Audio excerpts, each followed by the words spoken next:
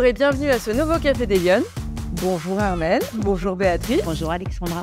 Alors aujourd'hui j'ai beaucoup de chance, je reçois les sœurs cofondatrices du glacier iconique à Lyon, le glacier Nardone. Merci beaucoup de venir faire transférer la glace pour le café aujourd'hui. Merci de nous avoir conviés. On change un peu les habitudes. On est reçus dans les fabuleux locaux de l'Intercontinental à Lyon. Voilà, donc je suis ravie d'être avec vous toutes les deux ce matin.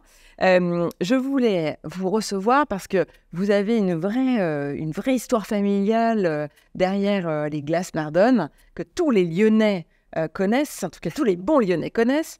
Mes premières questions de l'émission, vous la connaissez. Est-ce que vous êtes l'une et l'autre des femmes engagées? Est-ce que vous vous sentez être des femmes engagées? Et si oui, ça veut dire quoi pour vous cette notion d'engagement? Qui veut commencer? Armelle. Alors, je commence. Rapprochez-vous peut-être un petit peu. Voilà. Déjà, nous ne sommes pas cofondatrices parce que c'est pas nous qui avons fondé. Nous, on continue l'histoire en fait. Donc voilà, c'est déjà... Ouais, vous êtes co-dirigeante. Voilà, co-dirigeante. Donc oui, engagée justement dans l'entreprise à faire continuer l'histoire. Ça, c'est un engagement, enfin mon engagement principal. Votre premier engagement? Oui, parce que il y a toute une histoire de famille derrière, toute une histoire de génération, d'immigration. Et je trouve que c'est important de faire entendre mon histoire, l'histoire de ma famille, le travail que mes ancêtres et que mes parents ont fait. Et c'est important de le transmettre à ma famille, mais aussi à mes clients, à mon personnel, aux gens qui travaillent avec moi, de les impliquer avec moi dans mon histoire. Et vous, Béatrice, vous vous sentez une femme engagée? Alors, je rejoins ce qu'Armelle disait. Moi, je rajouterais, et voilà, je peux parler pour toutes les deux. On a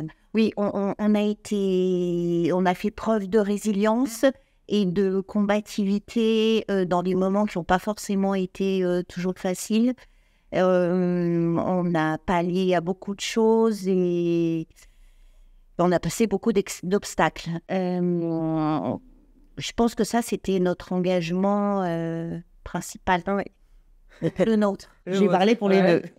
Mais il se traduit comment cet engagement finalement? C'est l'engagement de femmes chefs d'entreprise? C'est l'engagement de la continuité, de la réalité, de la gestion d'une entreprise familiale? Alors, la gestion d'une entreprise, c'est pas facile. La gestion d'une entreprise familiale, encore pire.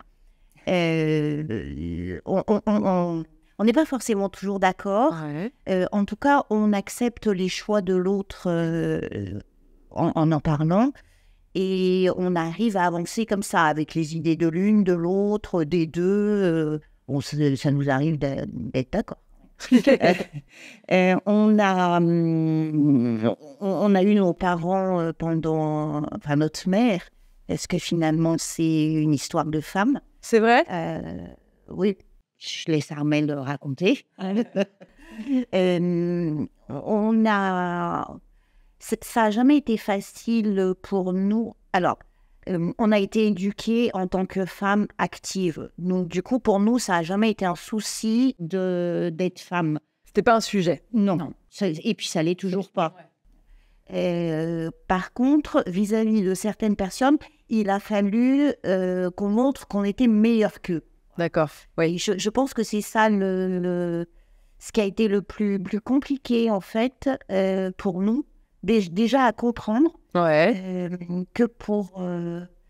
alors, je ne veux pas dire l'inconscient collectif, mais en tout cas pour une partie des gens, si je peux me permettre, on n'arrive pas à saisir pourquoi la femme n'est pas considérée autant que les messieurs. Oui, en tant que manageuse, en tant que dirigeante. Déjà dans la gastronomie lyonnaise, lyonnaise, ce serait presque à part, mais dans la gastronomie en général, c'est souvent un milieu très masculin. Alors, je dirais qu'on ne fait pas partie, on peut se considérer un peu comme étant de la gastronomie, mais on est un peu une classe à part parce que, voilà, uniquement glacier. Donc, il y a ce côté très masculin. à Lyon, c'est un peu différent. Il y a les mères, il y a les bonnes femmes. Il y a l'histoire des mères lyonnaises. Alors, nous, on pourrait se considérer comme des mères lyonnaises de la classe. C'est vrai. Voilà, exactement. Surtout qu'en face, on en avait des très connus, la mère Léa, la mère Brasier, enfin, voilà, et plein d'autres. Et malgré tout, la gastronomie est restée pendant très longtemps un milieu très masculin. La transmission d'une entreprise, c'est souvent masculin.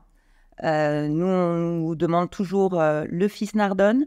Ah oui, les gens qui viennent vous voir, ils cherchent le fils. Voilà, il y a 2 filles et c'est nous, voilà. Et en fait, voilà, donc il y a ce côté, en fait, ancré, je pense, dans l'histoire, même s'il y a maintenant, les femmes se sont beaucoup développées dans le milieu de la gastronomie, on a des chefs extraordinaires, mais il y a eu un moment, il y a 20 ans, 30 ans, où la femme était moins présente. Voilà. Et en fait, voilà, et nous, c'est vrai que il y a l'histoire de la famille et puis il y a l'histoire de nos parents. Alors, votre sœur me disait, c'était une histoire de femme, Nardone. Qu'est-ce que ça veut dire? Alors, de femme, parce que à l'origine, c'était notre arrière-grand-mère dont sa famille faisait des glaces en Belgique. Et notre arrière-grand-père, voulant émigrer aux États-Unis, s'est arrêté en Belgique. Il a rencontré sa femme, enfin notre arrière-grand-mère qui est devenue sa femme. Parce que vous êtes d'origine italienne. Oui, exactement. Ah, bon, on ne l'a pas précisé, parce qu'on commence à la Belgique. Oui, j'ai pas précisé, effectivement. Et donc, en fait, c'est là qu'il s'est lancé, lui, Nardone, dans les glaces. Et à un moment donné, ils ont voulu rentrer, quoi, voilà. Voulaient en fait rentrer en Italie. Bon, la vie a fait qu'ils ne sont pas rentrés en Italie et qu'ils sont venus s'installer à Lyon en 1921. Voilà. Notre arrière-grand-père a créé un premier glacier à Lyon. Et voilà, donc ils travaillaient tous en famille. Et par la suite, notre grand-père s'est marié et avec son épouse, ils voulaient leur propre affaire. Donc, ils sont venus s'installer dans Saint-Jean en 1929. D'accord. Voilà. Après, ils ont eu leurs enfants et notre papa, donc, qui a été gravement blessé en étant adolescent pendant la Seconde Guerre mondiale, a été amputé d'une jambe. Et donc, à l'époque, quand on est amputé, c'est pas tout à fait comme maintenant. On ne regarde plus les gens qui ont un handicap. À l'époque, c'était beaucoup plus regardé un peu d'un mauvais œil.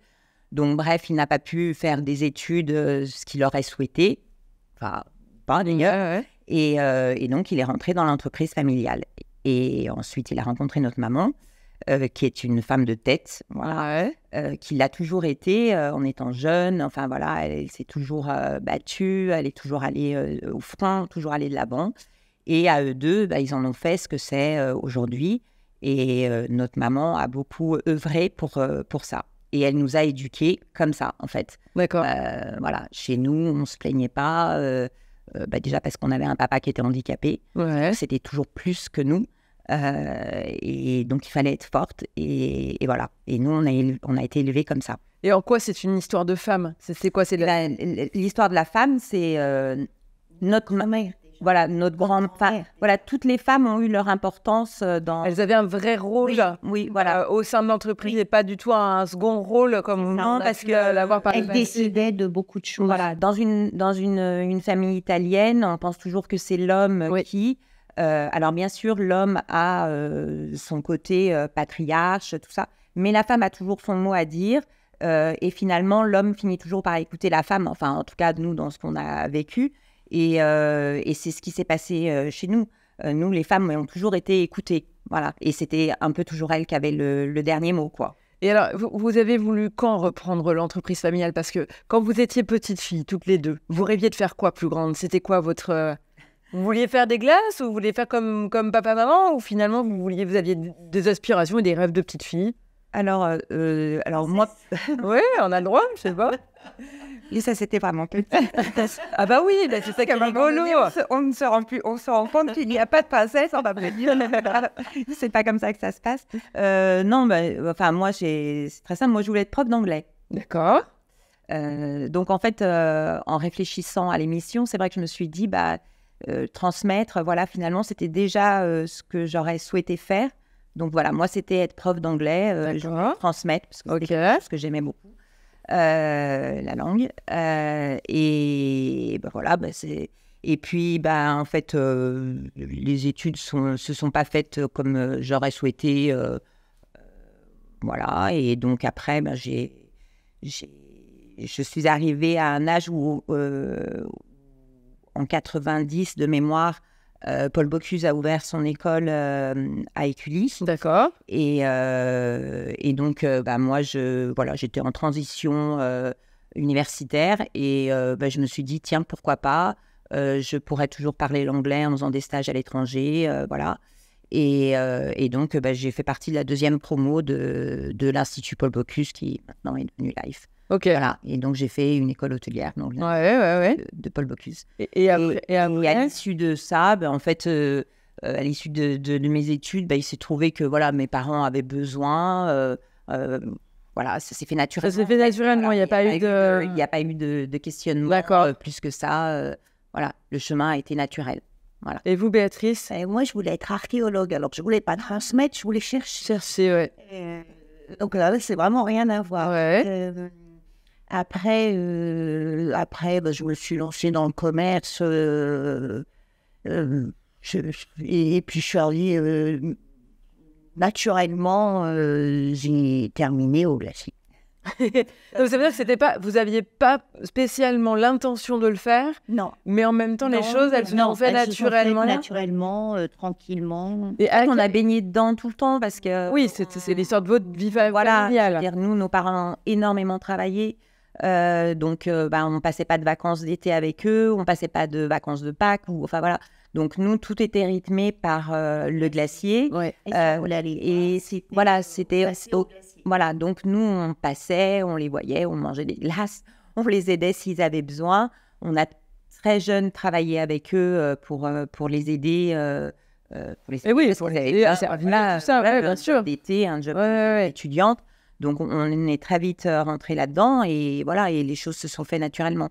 Et à quel moment vous vous êtes dit, allez, tiens, on va le reprendre quand papa, maman vont arrêter, on reprend l'entreprise? Non, je pense que ça s'est pas comme ça, en fait. Non. On est rentré dans la société, dans la structure, et petit à petit, on les a remplacés entre guillemets. Enfin, j'aime pas bien. C'est difficile à dire ça. Ouais, c'est pas remplacé. C'est pas vraiment ça. Mais en tout cas, on les a épaulés dans un mur, voilà. Et on était les seconds. Ouais, d'accord. On a avancé. Après, ils sont toujours là pour regarder. Attention, la pression, là. Oui. La pression, c'est tous les jours. Et donc, c'est là où il a fallu finalement faire ses armes, prouver que vous étiez en capacité. Tout à fait. Oui. Ouais, alors, vis-à-vis de nos parents, déjà, ce qui a été pas une mince affaire, finalement. Ouais, le plus dur. Oui. Alors, pas qu'ils nous sentaient pas capables. Je pense qu'ils plaçaient la barre tellement haute que... Et même si on atteignait, ils la repoussaient. Donc, en fait, ils nous ont fait dépasser tout ce qu'on pensait. Ouais. Et ça n'a pas toujours été, ce que je disais, ça n'a pas toujours été facile. Voilà, les gens maintenant voient ça, c'est facile. Et oui, on passe devant, nous, on est juste, on déguste tranquillement à la terrasse, mais voilà, on n'a pas... Il a fallu, alors pas se battre, parce qu'on ne s'est pas battu, mais en tout cas, il a fallu prouver que nous étions capables de les remplacer. Oui, ils ont toujours été exigeants, exigeants envers eux-mêmes, donc très exigeants envers nous, nous plus que les autres, voilà. Et voilà. N'importe quoi. Oui, voilà. Pas que pour le glacier, dans leur façon de voir les choses personnelles. Et c'est quoi la taille de Nardone aujourd'hui? Vous êtes combien? C'est quoi à peu près comme entreprise? Toute l'année, on est 9. Et en pleine saison, on peut monter jusqu'à 25-30 personnes. Oui, parce que c'est très saisonnier. Moi, j'ai envie de vous demander, c'est quoi l'emploi du temps quand on travaille dans un glacier, parce qu'on ne travaille pas toute l'année. Si on travaille toute l'année, comment ça marche? Le nôtre d'emploi du temps? Nous, si, on travaille toute l'année. Voilà, oui, c'est comme une entreprise. En fait, de toute façon, une entreprise, oui, mais on se demande, parce que c'est vrai qu'il y a les gens ne mangent pas de glace toute l'année, si? Alors, si, maintenant, plus que passer un moment. Oui. Okay. Par exemple, c'est quelque chose qui a beaucoup changé entre nos parents, enfin la période où nos parents nous géraient et nous. D'accord. Où en fait, maintenant, déjà, le changement climatique. Le temps change, la météo est précieuse. Donc, ça fait que les gens ont envie plus de sortir. D'accord. Ils ont des habitudes maintenant de sortir, d'aller en terrasse. Donc, voilà, effectivement, les gens viennent toute l'année. Les journées sont belles et longues quand même en octobre, en novembre. Donc voilà, on a quand même une clientèle. Et puis nous, on a essayé justement, c'était ce qu'on voulait faire, c'est éviter d'être trop saisonnier et arriver à satisfaire et à proposer quelque chose aux clients, même en dehors de la saison estivale où là, effectivement, on ne se pose pas de questions, les gens veulent des glaces. Donc voilà, on a développé toutes des desserts glacés au moment de Noël, pour chaque fête. Voilà, donc on essaye de faire des choses pour que les gens aient envie de venir, même à un moment donné où il fait froid dehors et qu'on ne pense pas forcément à la glace. J'ai découvert récemment d'ailleurs qu'on pouvait prendre à emporter pour manger chez soi. Tout à fait. C'est la petite pause. Voilà, clairement. Exactement. Voilà. Et alors, quel regard vous portez sur la place des femmes dans la société, dans le débat public, dans la cité? Est-ce que vous sentez un rôle en tant qu'acteur économique dans cette cité? Est-ce que vous avez l'impression, la vision de faire partie d'un écosystème et donc de la nécessité d'avoir un regard sur l'aménagement de la ville, le commerce de demain? Est-ce que c'est des choses sur lesquelles vous travaillez ou vous réfléchissez? Je pense que de toute façon, d'un point de vue féminin, on a forcément une autre façon de voir les choses, enfin complémentaire, c'est-à-dire avec ce qui se passe. Nous, il faut qu'on s'habitue au changement de la ville, enfin de la ville de Lyon, par exemple, des projets qui sont en cours, et il faut se tenir informé de tout ce qui se passe pour pas être pris au dépourvu au dernier moment des travaux, des aléas de la ville. Donc oui, il y a une implication importante par des associations, par des groupes qui sont créés sur WhatsApp pour se tenir informé, et il faut qu'on soit informé parce que c'est pas tenir un commerce, venir l'ouvrir et le fermer. C'est pas simplement ça. C'est comme n'importe quel commerce. Il y a une implication pour vous, c'est important, les racines que vous avez à Lyon. Enfin, ça veut dire quelque chose parce que finalement, un glacier, on peut l'ouvrir n'importe où. Oui. Nous, oui. Lyon, ça a toujours été important pour nous. La ville de Lyon, enfin, la grande couronne de Lyon. Oui. Enfin, l'implantation géographique. Oui, ça a toujours été important. Alors, le 5e, pour nous, est encore plus important. D'autant plus que nous y avons toujours vécu. D'accord. Donc, on est très attachés au Vieux-Lyon. À tous les changements qu'il y a eu dans le Vieux-Lyon, on a... Alors, maman a contribué à quelques améliorations du Vieux-Lyon. Et toi, tu t'es investi dans la mairie. Oui, dans la mairie il y a quelques années maintenant. Oui, vous êtes impliqué dans vraiment... Beaucoup moins maintenant. Oui, non, mais d'accord, mais vous l'avez... d'accord, vous avez pris l'engagement de faire, en dehors de votre job, d'avoir d'autres implications. Ah oui, donc vous vous sentez actrice quand même de votre ville. Oui, en fait, il faut dire aussi que, comme on l'a dit au départ, c'est... 1929, le glacier. Alors bon, à l'époque, ça s'appelait pas, c'était pas que glacier, puisque notre grand-père, c'était Trianon glacier. D'accord. Voilà, et notre grand-père faisait des glaces l'été, des huîtres l'hiver, des marrons chauds. Enfin bon, voilà. Ah oui, diversifié pour pouvoir tenir toute l'année. Oui. À l'époque, c'était pas comme maintenant. Les gens mangeaient pas des glaces, puis les hivers étaient beaucoup plus rudes que maintenant. Donc, l'implantation dans le quartier est très importante. Et c'est vrai que nous, on le voit par aussi bien nos clients que nos collaborateurs. Les gens viennent Et on les entend dire « Ah, j'allais à l'école à côté, regarde, c'est là où je venais prendre ma glace. Ah, mamie m'amenait là. » Et pareil pour nos collaborateurs qui sont des saisonniers, donc qui vont venir travailler 3 mois dans l'année, qui parfois vont revenir 3 mois dans l'année pendant 5-6 ans d'affilée. Donc, on essaie de créer un lien comme ça entre nous tous, d'impliquer en fait chaque salarié qu'on peut avoir chez nous, même s'il fait qu'un mois, va être impliqué au même titre que nous ou que Alex qui fait partie de la famille, qui est notre manager, voilà, Et en fait, il y a une espèce de charte Nardone où on essaye de leur expliquer que c'est une entreprise familiale, que voilà, nous, on y est tous les jours, on parle avec tout le monde, on s'intéresse à chaque personne qui travaille avec nous, on essaye parfois de les aider dans les études, trouver des logements, voilà, on essaye de s'impliquer, sans être intrusif, bien sûr, et voilà, de s'intéresser à l'autre. Et ça, c'est ce que nos parents faisaient déjà à l'époque. Et nous, ça nous tient à cœur de nous impliquer, voilà, dans tout ce qui se passe autour de nous, de ne pas être juste là pour venir ouvrir un commerce et le fermer à l'heure de la fermeture. Il y a une école à côté.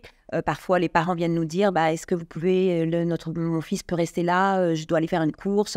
Pas de souci, on ne les connaît pas, mais on garde l'enfant qui est là et on en prend soin, on fait attention. Voilà, on essaye d'être acteur actif. Et on va garder ce côté humain. Ouais, c'est ça. Vraiment, humain. Quel regard vous portez aujourd'hui sur votre évolution? Est-ce que vous pensez, vous l'avez commencé à le dire un petit peu tout à l'heure, mais est-ce que vous pensez que si vous aviez été des frères, ça aurait été plus simple ou finalement être des femmes, ça n'a pas été un sujet? Je suis pas sûre que c'eût été plus simple. D'accord. Si on avait été des hommes. Mais comme on vous disait tout à l'heure, moi j'ai du mal à entendre qu'une femme ne peut pas faire les mêmes choses qu'un homme. Donc, quelque part, c'est une question à laquelle il m'est compliqué de répondre. Parce que j'essaye de comprendre les problématiques des autres femmes, mais pour moi, c'est tellement loin de moi, puisque loin de nous, puisque nous avons été éduqués dans ce sens où un homme et une femme, c'est pareil. Voilà. Et y compris dans votre secteur d'activité, on en parlait avant l'émission, le côté où vous évoluez au milieu, effectivement, de la... Oui, c'est quand même... la gastronomie, la pâtisserie, vous êtes glacier. C'est quand même un univers qui reste masculin. Voilà, l'univers reste masculin. Voilà, il a fallu montrer un peu des points, enfin, si je peux me permettre l'expression, à un moment donné où on réclamait, voilà, comme je vous ai dit tout à l'heure, le fils Nardone, Monsieur Nardone. En fait, on ne parle que de Monsieur Nardone. Bon, alors c'est vrai que l'enseigne, c'est René Nardone, mais derrière René, il y a Michel, il y a Béatrice, il y a Armelle. Enfin, voilà, il y a une équipe, il y a une famille, il y a une équipe. Et en fait, là, il a fallu à un moment donné, quand on était plus jeune, en fait, voilà, dire, non, c'est nous, si vous voulez prendre, si quelqu'un qui prend une décision, c'est nous. C'est la personne que vous avez en face de vous. Voilà, c'est pas quelqu'un d'autre. Donc ça, oui. Mais après, voilà, nous, en fait, on a on comprend les difficultés que les femmes peuvent rencontrer, mais c'est abstrait pour nous, voilà, parce que nous, notre éducation a fait que il fallait se battre, en fait, voilà, il faut se battre pour y arriver. Mais homme-femme, c'est pareil. Et en fait, il n'y a pas d'obstacle. Il faut grimper la montagne, il faut y arriver, il faut se donner les moyens de grimper la montagne. Et alors, quel conseil vous donneriez aux personnes qui nous écoutent et qui auraient envie de lancer leur activité en restauration, en service, en fait, peu importe, qui ont une idée, qui ont envie de lancer le truc? Quel conseil vous leur donneriez? Et est-ce que vous recommanderiez de partir en famille? Alors, en famille, oui. Ouais. En famille, oui. Alors, c'est ma vision des choses, mais enfin, voilà. En famille, oui. C'est, comme a dit Béatrice tout à l'heure, ça peut parfois être très dur de travailler en famille, mais je dirais que c'est comme dans n'importe quelle entreprise. C'est très dur d'avoir une hiérarchie, d'avoir à rendre des comptes à quelqu'un, de ne pas être d'accord sur certaines décisions. Mais nous, on a ce lien familial en plus qui nous maintient. Alors, je sais qu'il y a des entreprises familiales où parfois ça explose et que voilà, tout explose. Nous, c'est pas le cas. Nous, on sait qu'en fait, on a ce lien qui nous tient et on peut compter sur l'autre. Voilà, et qu'on respecte. Quoi qu'il en soit. Voilà, c'est outre nos différences. Nos différences. Mais c'est comme dans une entreprise lambda. Et alors, est-ce que vous, par exemple, vous êtes établi un périmètre en disant, bah, toi, tu t'occupes de ça et moi, je m'occupe de ça? C'est pas fait comme ça. Ah non, c'est vrai? Oui. Je pense que d'abord, ça s'est fait naturellement. Et puis après, on jongle un peu quand tu n'as pas le temps. Voilà. Enfin, quand on n'est pas ensemble, on s'appelle 5 fois, 6 fois, 10 fois par jour pour se dire tu as vu ça, tu as vu ça, tu as fait, voilà. Est-ce que tu vas bien? Voilà.